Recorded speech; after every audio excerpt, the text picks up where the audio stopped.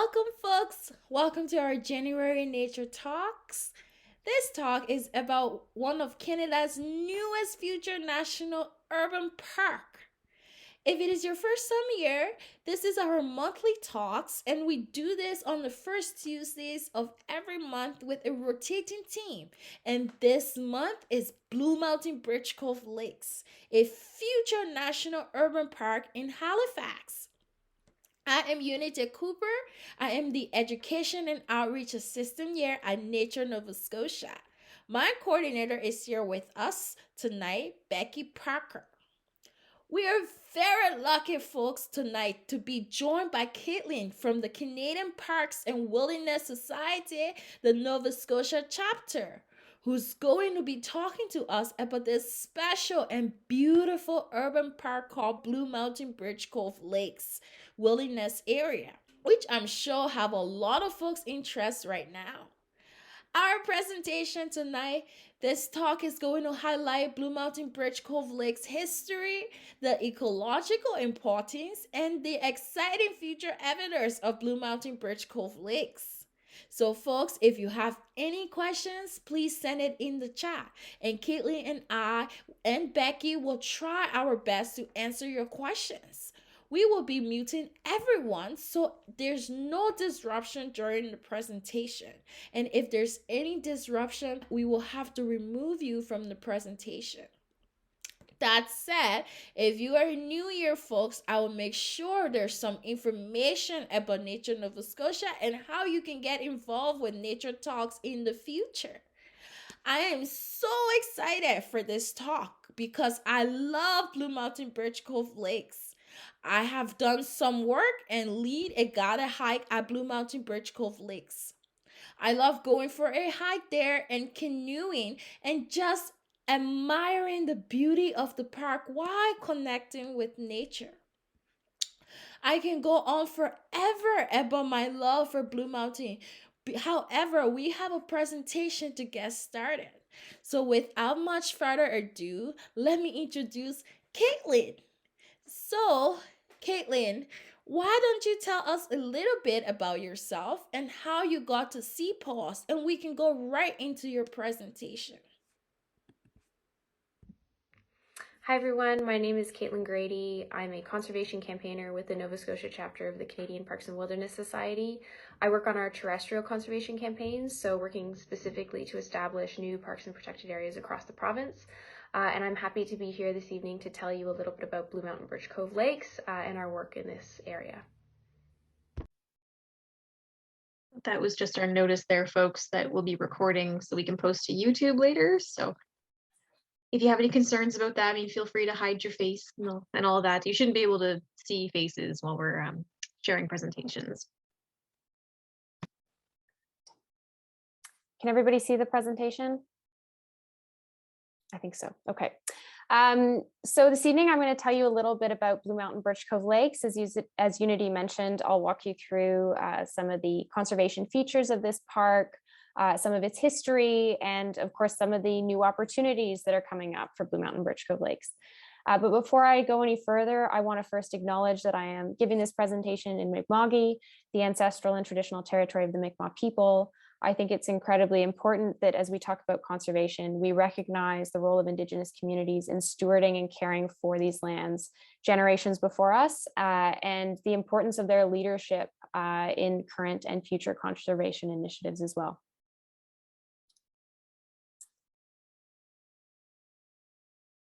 So for those who aren't familiar with CPAWS, or the Canadian Parks and Wilderness Society, we are a national conservation nonprofit organization. We've been around for over 50 years now, and we have 13 chapters across the country.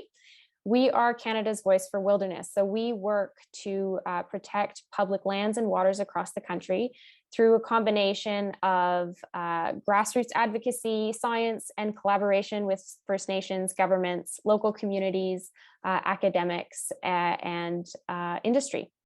Here in Nova Scotia, we have helped establish over 150 new parks and protected areas in the province since we've been around, and this includes places like Sable Island National Park, or even Blue Mountain Birch Cove Lakes Wilderness Area. So I want to take a few minutes at the beginning to just show you some photos and get you excited about just how beautiful Blue Mountain Birch Cove Lakes is. I'm sure many of you have actually been there to visit the park yourselves. But if not, this is a photo of Ash Lake, which is a backcountry lake in Blue Mountain Birch Cove Lakes. It's part of a network of headwater lakes that we find in the park, and it's one of the most peaceful and serene areas, I think, in the wilderness. This is a photo of a hiker. You can see she's lost in a sea of green, and I think this becomes an even more incredible photo when you consider it was taken only minutes from downtown Halifax. The best way to experience Blue Mountain Birch Cove Lakes is actually by water. So there's a network of headwater lakes here that people can paddle. And here we've got 2 paddlers in a canoe experiencing a still water that connects 2 of the lakes in Blue Mountain Birch Cove Lakes. So if you ever have the opportunity to get out there and you can drag a canoe out, I really recommend it. And a classic sunset shot. Really, we are so lucky to have a wilderness area like Blue Mountain Birch Cove Lakes just within our city limits. And I think this photo just makes me that more grateful that it's here. So as I said, Blue Mountain Birch Cove Lakes is right in Halifax. It's about 15 minutes from downtown. You can also reach it by bike or by public transit. I've led a number of hikes where we take the bus right to the entrance of the park. And this is really an asset for this area because it is accessible to not only people on the peninsula, but to people in surrounding communities. In terms of conservation, there are a number of significant ecological features here. The number one reason Blue Mountain Birch Cove Lakes is important to conserve and protect is because it is close to over half of all Nova Scotians. So this means half of all Nova Scotians can actually get to this area. They can enjoy a backcountry wilderness experience and really benefit from the mental and physical health impacts of being outside. In terms of ecological features, we see intact forest ecosystems here in an otherwise divided suburban landscape.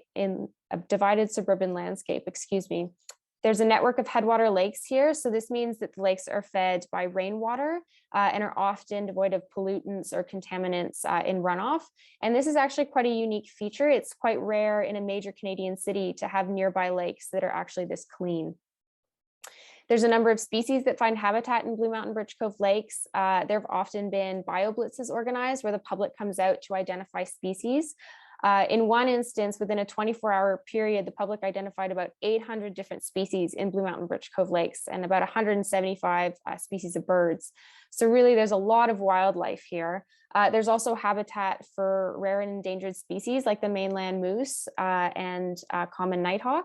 I believe there was also a bobcat sighting at some point, so that's pretty exciting. And Blue Mountain Birch Cove Lakes is situated within the Halifax Greenbelt, so it's important for connectivity and creating a corridor for wildlife on the move. But above all, Blue Mountain Birch Cove Lakes is a place for people. So this is an area that many, many Nova Scotians can access, get outside, enjoy a wilderness experience. This is a place that students can get to, kids in schools, adults, retirees, new Canadians. This is a place for everyone, whether you're looking for some peace and some solace in nature or an adventure with friends. It's a green space really for every occasion. There are a number of recreational opportunities that are possible here. So hiking, camping, swimming, skiing, snowshoeing, anything really. If you're interested in getting outside, Blue Mountain Birch Cove Lakes is definitely the place to do it.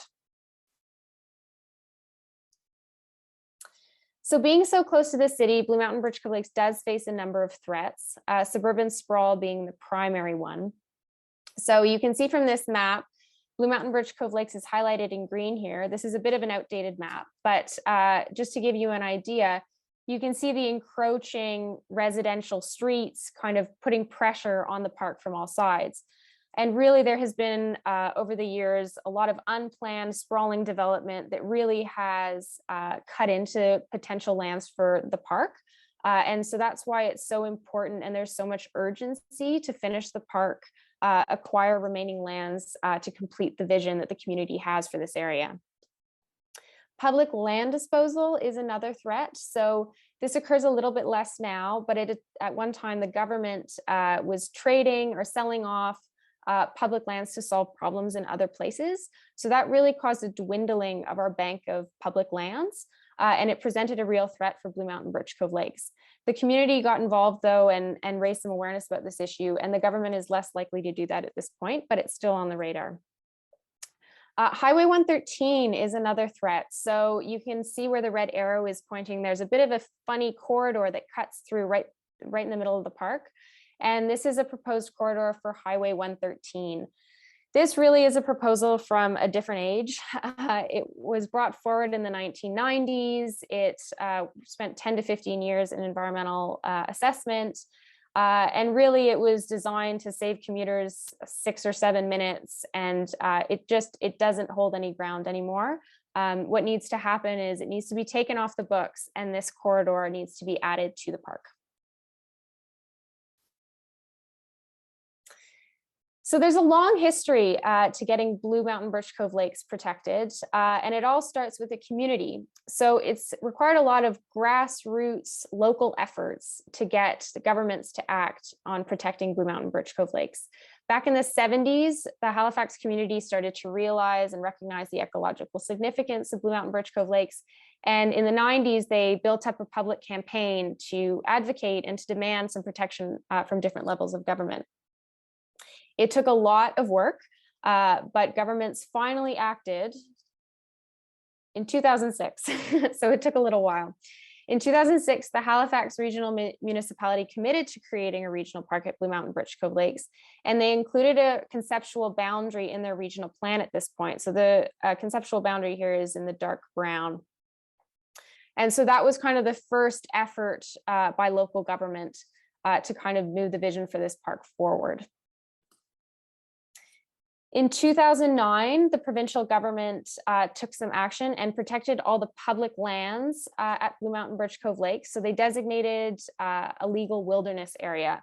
They designated this chunk of land below the proposed Highway 113 in 2009, and then they expanded it to 2 other public land parcels in 2015. In total, these public lands that are now protected represent about 70% of Blue Mountain Birch Cove Lakes. That's 70% of the park that's now protected. So that's about 1,700 hectares, or about the size of the Halifax Peninsula. So it's quite significant. The city took a long time after 2006 to actually act on its vision for the regional park. So it wasn't until 2018 that the city acquired its first property at Hobson's Lake. You can see it in beige right here. And then the city received some federal funding in 2019, and it was able to acquire 2 additional properties to start to fill in its conceptual map of the regional park. Another player came in 2020, and that was the Nova Scotia Nature Trust.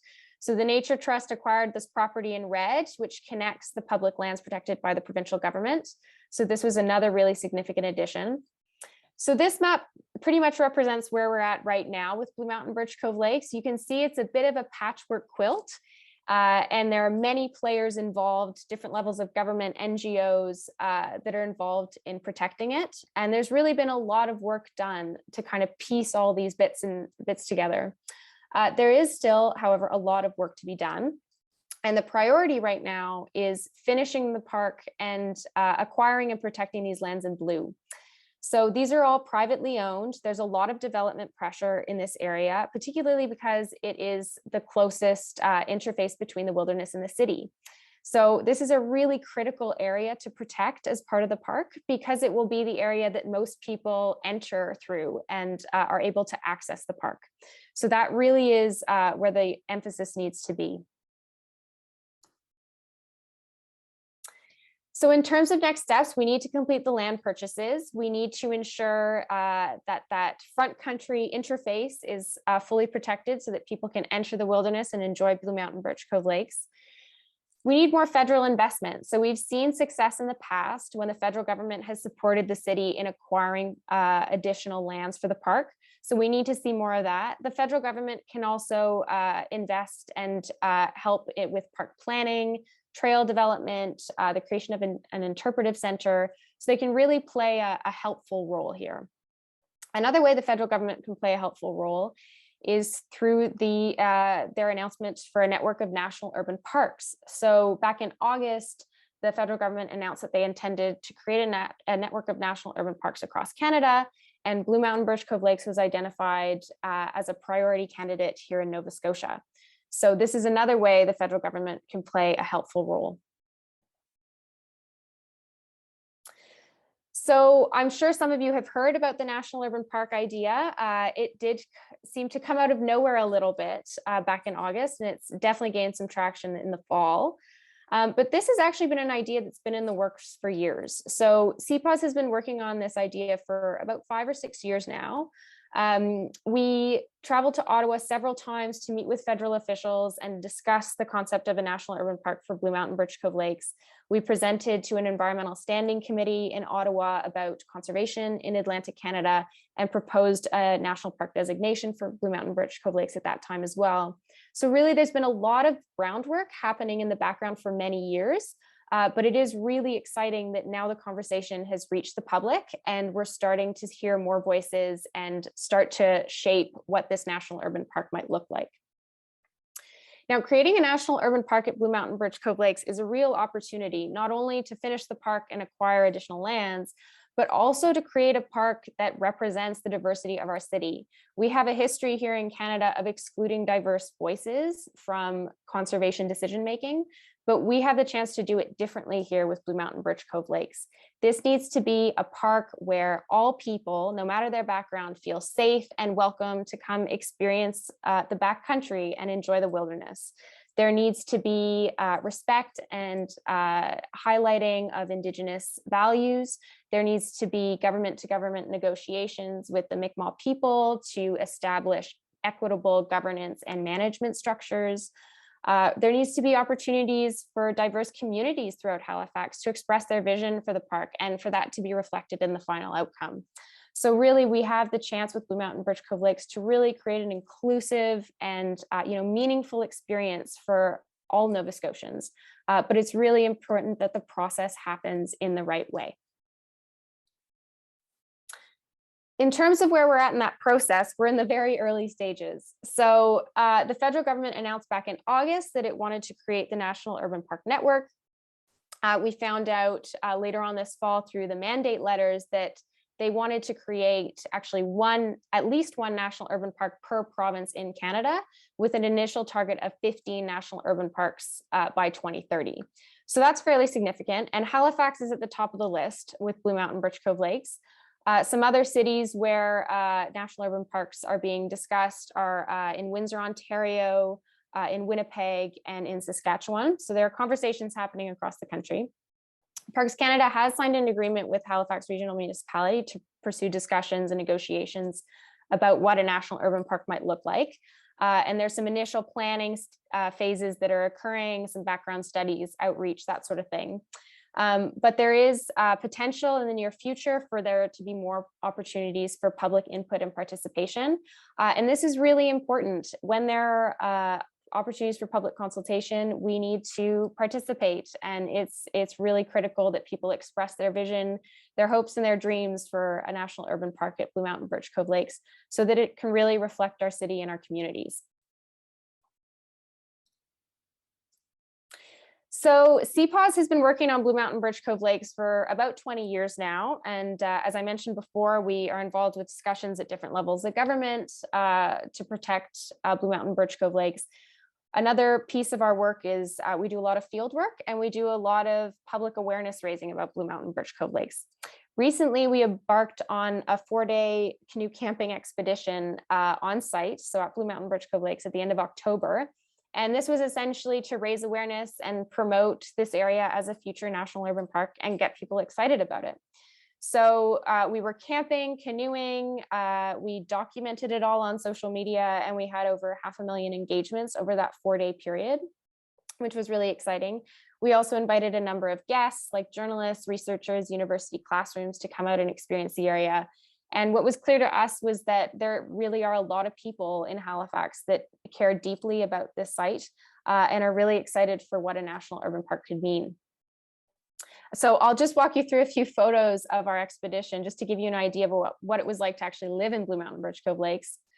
So you know it's a true backcountry experience when you have to trek in all your gear. So we brought in 4 days worth of supplies, including water, and we had to hike it in, and then we portaged 4 canoes to load all our gear onto it and go out to our camp. Funnily enough, however, we were always close enough to the city that we could easily, access it. So one night I didn't feel like cooking. And so with my colleague, I paddled and then hiked out to Bears Lake Industrial Park and got a burger at A&W, and then hiked back into my campsite and went to bed in my tent. So just to show you how close we are to the city in Blue Mountain Birch Cove Lakes. This is a shot of our campsite. So we chose a nice rocky outcrop on Susie's Lake where we could set up lots of tents, but that still had a fair amount of privacy. This is another shot of our campsite. You can see some canoes there too. And you can tell it really feels like you're in the wilderness here. But in fact, when we were falling asleep at night, I could still hear sirens on the highway as I was falling asleep. So you really are never far from all the action.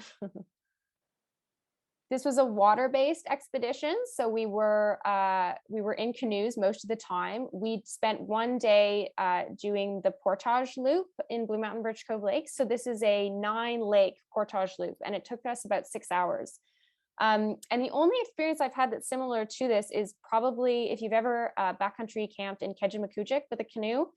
This reminded me a lot of Keji. So it's got clear trails. It's clearly a pretty trafficked portage loop, but it was really cool and exciting to just be able to experience all these backcountry lakes. And you get to see a lot of places of Blue Mountain Birch Cove Lakes by canoe that you can't see on foot. So this Stillwater was one of my favorites. It links 2 of the lakes in the backcountry. But really, if you ever have the opportunity to get out in a canoe in Blue Mountain Birch Cove Lakes, I highly recommend it. And then we also had lots of guests come out to visit us. So this is Unity in the front of the canoe right there. We also had our favorite photographer, Erwin, join us for a day. We had a journalist follow us along. We had a researcher come and snorkel in Susie's Lake and take some photos of fish underwater. He was a lot braver than I was, since it was October and the lake was pretty cold. But really, there are a lot of people that care about this place and that were able to show up for this expedition. So that was great. Just to bring this to life a little bit more, I might try and show you a video of our expedition just to end this presentation. And then I will be happy to answer some questions. So give me just a sec to pull up the video. There might be a bit of movement, but let me see if I can pull it up.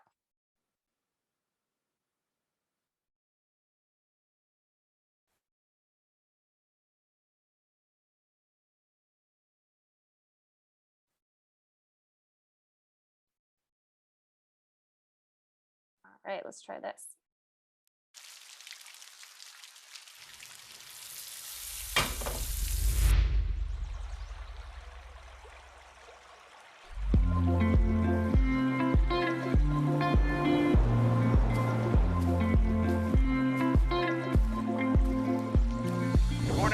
Mountain Birch Cove Lakes Wilderness Area.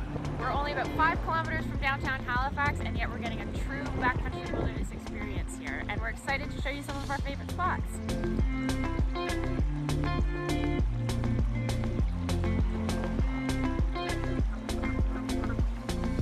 I'm on the portage between Big Horseshoe Lake and Three Finger Lake. One of the great things about Blue Mountain Birch Cove Lakes is the backcountry canoeing experience. You can paddle 9 lakes in about 3 or 4 hours and see a variety of different ecosystems. It's a really special loop to do, and so far so good.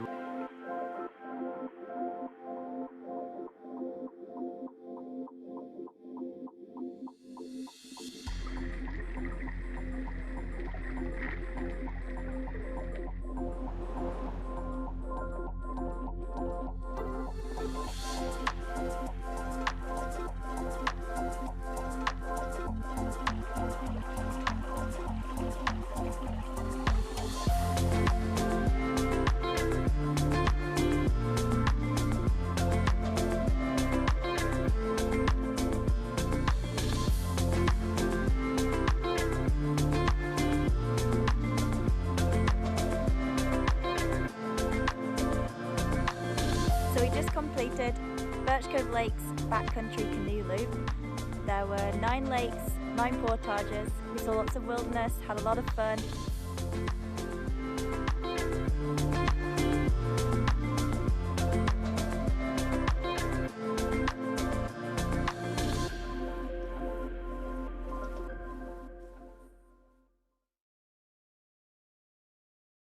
All right, there we go. So I'm happy to answer any questions after that. Yeah. Thank you for listening. I can start us off, Keelan. I'm wondering if, because we've got quite a few folks with us, and I imagine, because typically at our nature talks, we've got a lot of key naturalists and folks that are already really involved in the nature network. So a lot of folks have probably been to Blue Mountain, but I wonder if it would be helpful if we gave folks some background on what it takes to become a park, or what it takes for any space to become a park. Because I know at Blue Mountain, we've got a lot of different jurisdictions, we've got a lot of different parcels. Could you maybe give us some background and perspective from like other park systems you have experience with in what it takes to create a park, and yeah, a little bit more about what the jurisdictions are at Blue Mountain, what they have been, and where the federal government comes into play? Yeah, sure.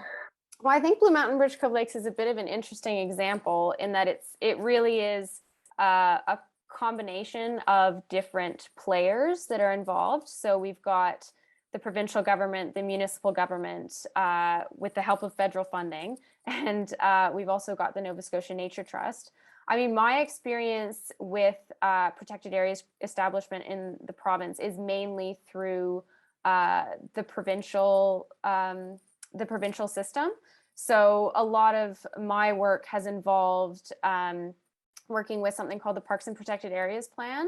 So the Parks and Protected Areas Plan was created in 2013. It essentially outlines the most ecologically significant sites in Nova Scotia, and the provincial government committed to establishing and legally protecting all of these sites back in 2013. And it was a very slow process to actually get that plan implemented. But Blue Mountain Birch Cove Lakes was actually in the Parks and Protected Areas Plan.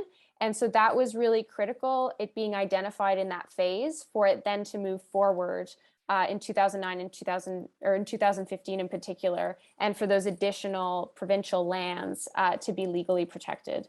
So once it's in the plan, that was one thing, and that has been one thing in my experience. But then actually getting it implemented and getting that legal protection can be a bit of a challenge. So that requires a lot of the grassroots community efforts. That requires a lot of meetings with government, a lot of public education and awareness. It's often when, the different organizations and community members are calling for the protection of a site that the government will listen. And so with Blue Mountain Birch Cove Lakes in particular, that's really been the process, because that's what got the whole conversation started back in the 70s. And it's what got, the municipality on board. It's what got the province on board. So it's really been a grassroots process, I think, to kind of convince different jurisdictions to get involved. So that being said, we now have a lot of players involved in Blue Mountain Birch Cove Lakes. And now the federal government has expressed an interest, and there is an interest, I think, from the community in having federal involvement. So we're at an early stage with the National Urban Park. So there needs to be a lot of flexibility around how all of these players interact and coordinate. So there needs to be some kind of comprehensive approach to managing and protecting Blue Mountain Birch Cove Lakes. The federal government can bring in a lot of some structure and some ways of maintaining and restoring ecological integrity, for example. They've got legislation and policies that they can bring into that to use in Blue Mountain Birch Cove Lakes. But there needs to be active conversations and coordination with the Nature Trust, with the province, with the municipalities, to kind of figure out how this all fits together. So we're very much in the early stages, but I think there could be opportunities here for collaboration with all of the different players to ultimately have the best outcome for Blue Mountain Birch Cove Lakes.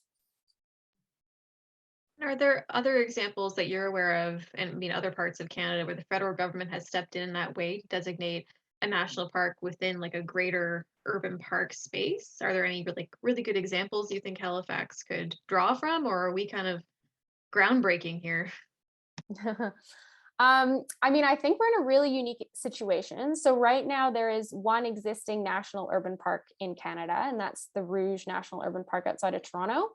And that was created a number of years ago, and it was kind of created as a bit of a trial. So it was kind of an attempt by the federal government, by Parks Canada, to see if this model could work. And in a lot of ways, it was successful. Like, it was a national park that was accessible to many, many people, and that gave a lot of people a backcountry experience right in the city. But if there was one lesson I think that came out of Rouge, it's that one size does not fit all. So it really, I think, it really introduced the idea that that every city is different, that every national urban park needs a unique approach. And so that's really what we're seeing now, as this network is being created. Halifax is a really unique example. I think in a lot of cases, it's farther along than other cities in creating a near urban wilderness area. So Blue Mountain Birch Cove Lakes is probably about 85% protected already, right, by different players.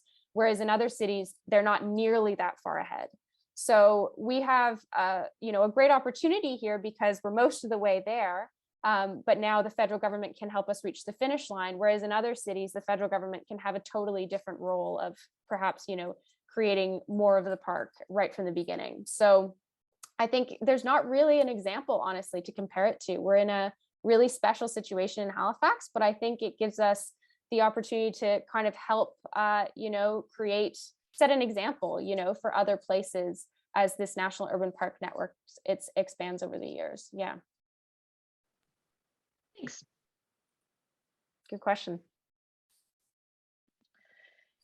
Yeah. So we have a lot of questions in the chat. I can go ahead and start to read them. Sure.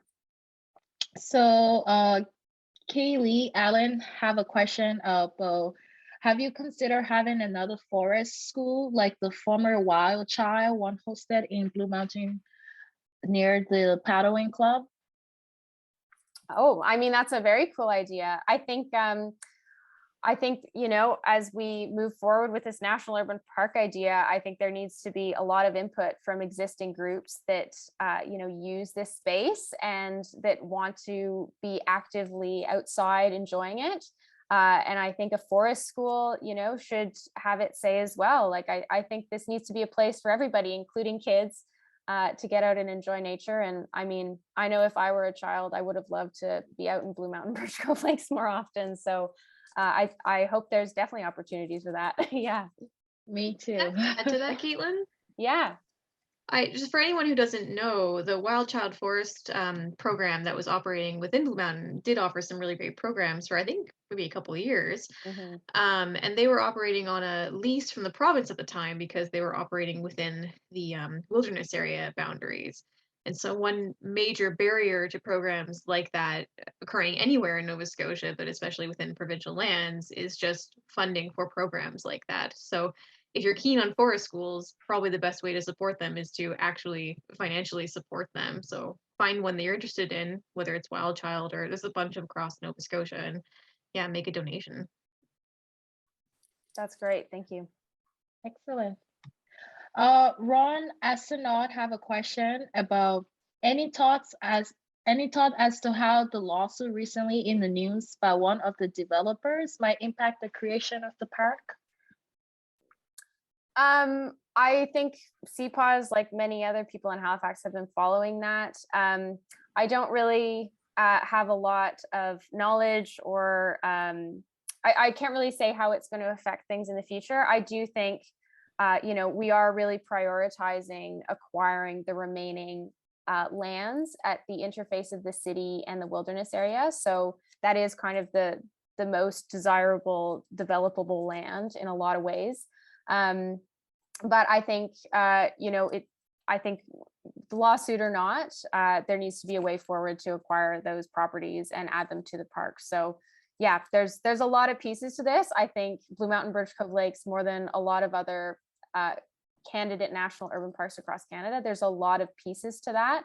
And I think, this is just one more of them. But yeah, good question. Peter Wright has a question. Where do you put in a canoe to access the lake? Oh, that's a good question. So there are a couple of options.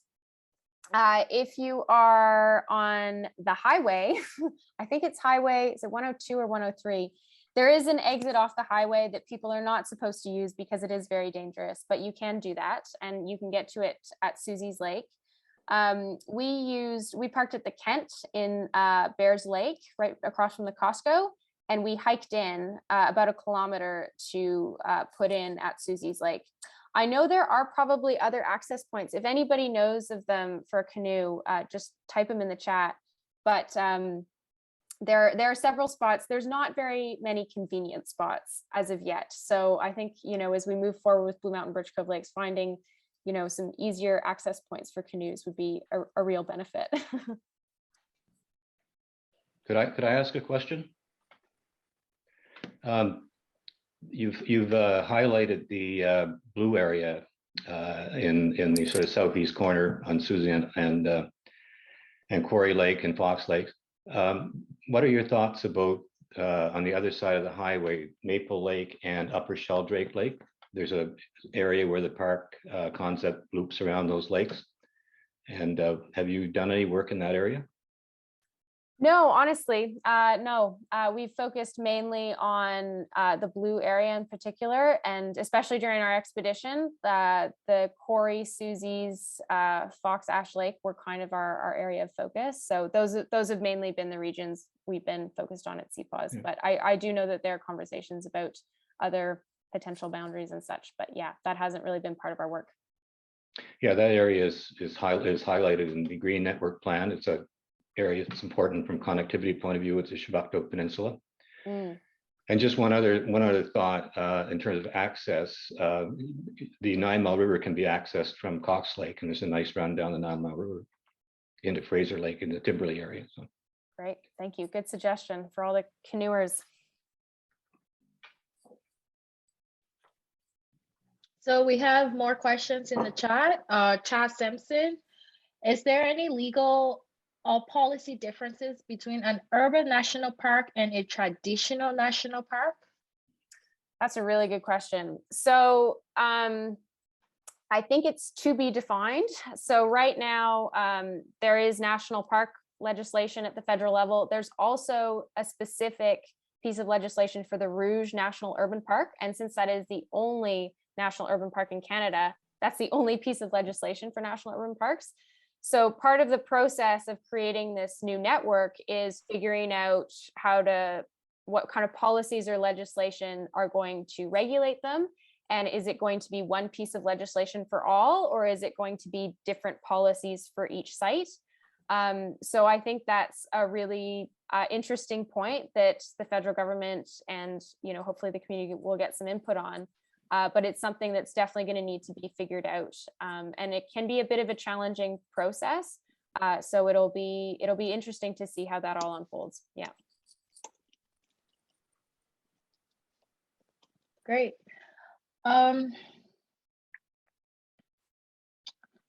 So someone has a question. Jeremy Lonhall.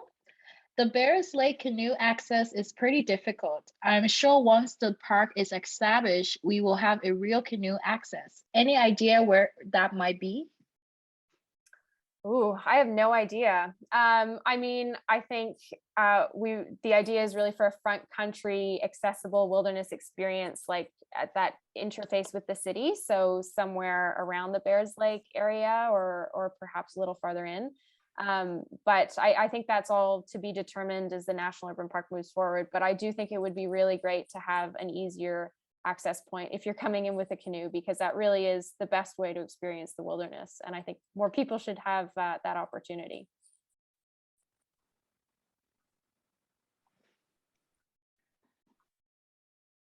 Great. So we have the Friends of Blue Mountain Birch Cove Lakes. They has a new stewardship committee, and they would like to update us on that. I guess since we're at the end of our presentation, maybe we could give them the floor to do that. Are there any other questions in the chat?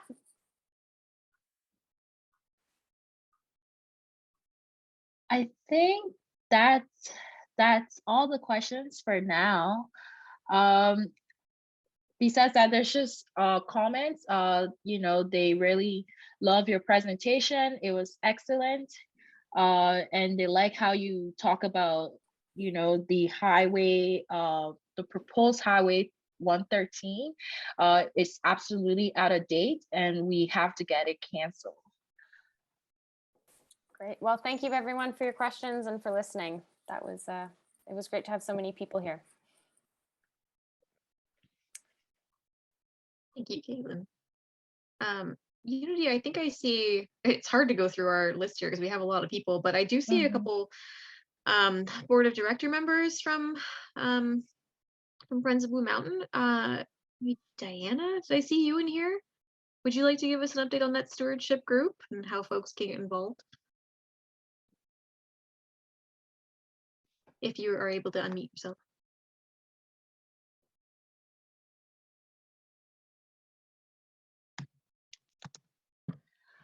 Oh, hi there. I found that mute. Yeah, I'm just wondering, Marianne McGraw is our new chair, so she may want to take it over and just say a few words about it. We have, we've had our AGM and we have a number of new members on our board, so we're really in a period of lots of activity. So maybe Marianne would like to talk about that new committee getting formed. Great. Hi, everybody. Caitlin, thank you very much. This was excellent, very well done. The video and the pictures were stunning. Explains very much why we all want to do this. We have recognized for quite some time at Friends that stewardship is an ongoing and increasingly urgent issue. The use of the trails, the unofficial trails, over the last couple of years in particular due to COVID, have caused a huge amount of damage.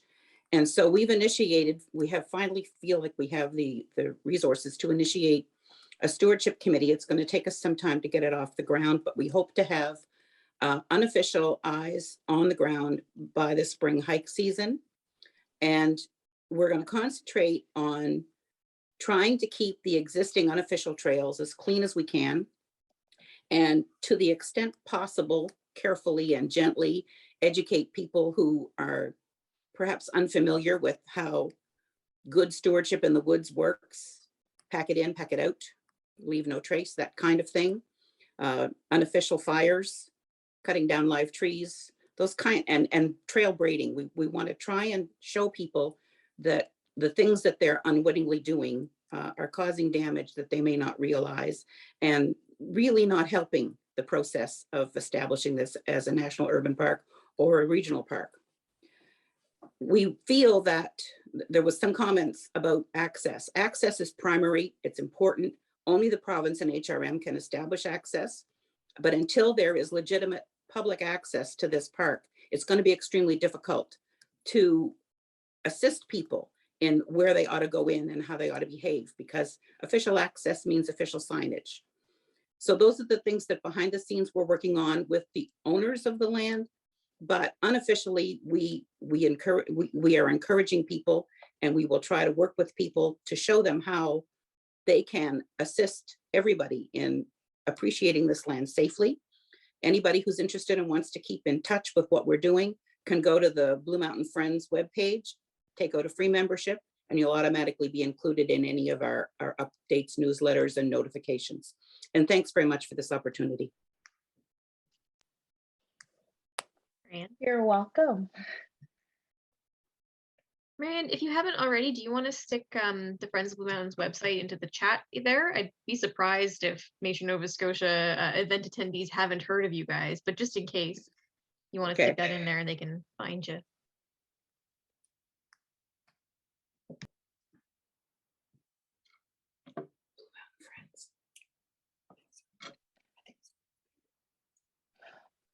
Oh, Caitlin, this is for you. Pam Lovelace mentioned that the map should have included Spikenit, Katik, Willis Hills. Is that the Hammond's Plains parcel? That's from Sabaganagade. Yeah, so can you hear me okay? Yeah. Yes. Yeah, so Spangenacadie has, over 50 hectares there that will be touching and abutting the wilderness area. So I think it's important for us to acknowledge that that they're there, and just to ensure that we include those lands on any maps that we distribute and share. So it's just Thanks. north of Cox Lake. Okay. And- No, thank you, Pam. That's really helpful to know. I'll update my map. Thank you.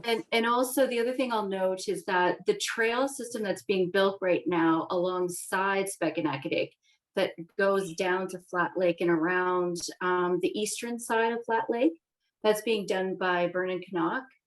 And if you haven't been in there, I encourage you to go through that trail system. It is absolutely incredible. And again, that land also abuts the wilderness area. And so you can actually go right to the diner on Hannah's Plains Road and along the side of that and go down there. It's really beautiful trails. That's a great suggestion. I'll have to check that out. Thank Caitlin, would you mind bringing up that map again, just so folks could get an idea of the things that we just talked about there?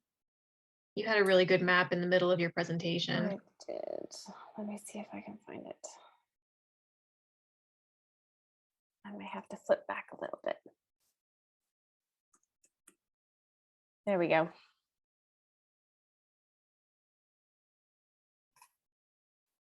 Yeah, so just north of Flat Lake, you can see that shaded area, Yes. the Yankee, yeah, exactly. So that Wallace Hills, where that little road is in that unshaded area, that's the Spangenacadie reserve lands.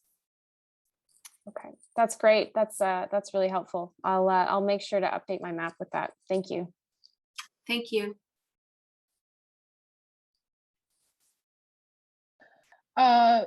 We have a question in the chat from Jem Breezy. It is my understanding that the provincial government does not want to give up the possibility of eventually constructing Highway 13. Oh, is that a comment? Okay. Logan Minik have a question. Who owns the land in the urban park in Toronto? I ask because I feel here our different levels of government have proven on other matters they do not communicate. So how can we hope they will on this park? Well, I'm not an expert on Rouge National Urban Park, but I believe much of that land is federally owned. I believe there are actually some farmlands, some active agricultural lands there, but I can't remember if they're privately owned or if they might be leased. They might be public lands that are leased. But in any case, Rouge is its own kind of example. And I think here in Halifax, like I think the cross-departmental, cross-governmental communication can definitely be a challenge. I think, it's going to require a high level of communication and coordination to adequately manage and govern Blue Mountain Birch Cove Lakes when there are so many actors, so many rights holders and stakeholders who need a seat at the table and need to be involved. So I don't know if I have all the solutions, but I think having some policy guidelines, having proper legislation, proper guidelines and practices are all part of how this can work. And, I don't think it will be an easy process, but I think it can have a really meaningful impact for the community. And I think it can, be a really successful, local gem with national recognition that we have in Blue Mountain Birch Cove Lakes if we continue down this path. That's great, Caitlin. Thank you so much.